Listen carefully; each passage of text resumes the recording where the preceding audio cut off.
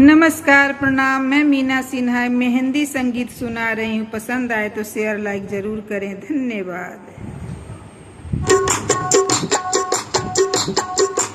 हमरा दोनों हाथे मेहंदी, हमरा दोनों हाथे मेहंदी लगा द सखिया, हमरा दोनों हाथे मेहंदी लगा द सखिया, हमरा दोनों हाथे मेहंदी। कोरे कोरे नाम पिया के लिखवा द सखिया, कोरे कोरे नाम पिया के लिखवा द सखिया, हमरा दोनों हाथे मेहंदी लगा द सखिया, हमरा दोनों हाथे मेहंदी लगा द सखिया, हमरा दोनों हाथे मेहंदी।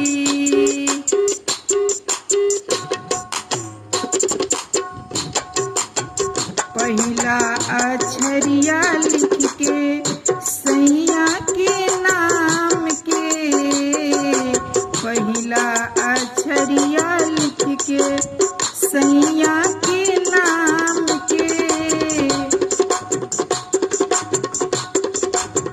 दिल के डिजाइन तू बना द सखिया, दिल के डिजाइन तू बना द सखिया, हमरा दोनों हाथे मेहंदी लगा द सखिया, हमरा दोनों हाथे मेहंदी लगा द सखिया, हमरा दोनों हाथे मेहंदी।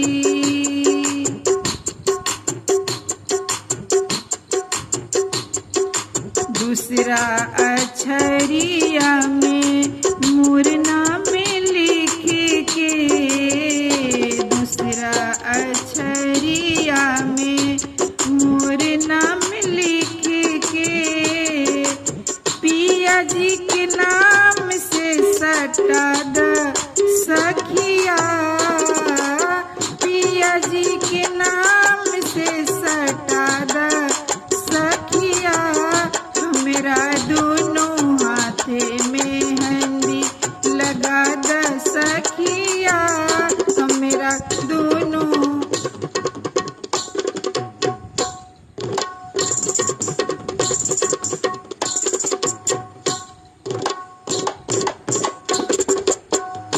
हमरा दोनों हाथे मेहंदी लगा द सखिया, हमरा दोनों हाथे मेहंदी। मंगल के मेहंदी तन के सिंगार है, मंगल के मेहंदी तन के सिंगार है, मंगल के गीतिया गवा द सखिया, मंगल के गीतिया गवा द सखिया, हमरा दोनों हाथे मेहंदी लगा द सखिया।